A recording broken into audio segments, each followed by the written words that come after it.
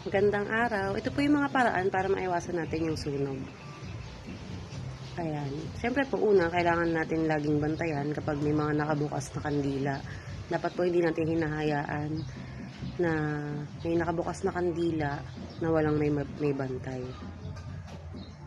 Pangalawa po, iwasan din po natin iwanan ng ating kusina kapag nagluluto tayo, lalo na may nakabukas tayong mga tangke or mga kalan.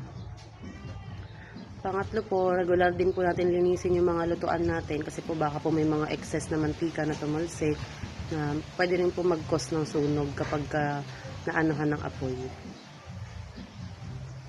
Tiyakin din po natin maayos yung mga electrical cords natin kasi baka po may mga nasira na pong cords, may mga nangat-ngat na ng mga daga. Pwede po yung pumutok kapag po naisaksak natin yung mga wire na sira. Pwede po mag-cause yun ng sunog.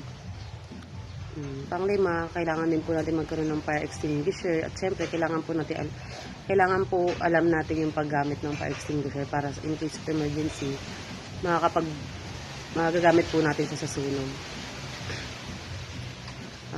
Pang-anim, wag din po natin i-overload yung mga saksakan, wag po masyadong maraming nakasaksak sa extension para hindi po mag-cause ng short circuit kasi pag masyado po marami yung mga nakasaksak na appliances, lalo na po kung mga may init na appliances kagaya ng plancha, rice cooker, heater, pwede pong pumutok yung ating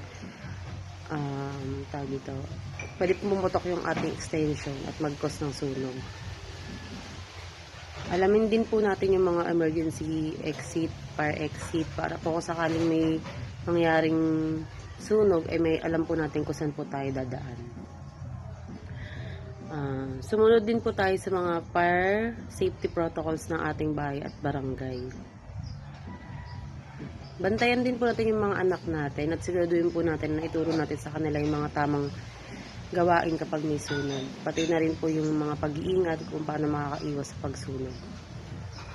At regular na mag-conduct ng fire drills para maging handa sa anumang kaganapan. Ayan, kailangan may alam po tayo sa mga fire drills para po kung sakaling pagkasunog, hindi po tayo mahirapan.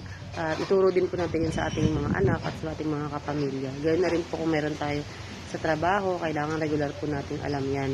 Pati yung mga fire exit para po in case of emergency, hindi po tayo may stuck sa loob at makakalabas po tayo na maayos. Yun lang po, maraming salamat po at ingat po tayo palagi.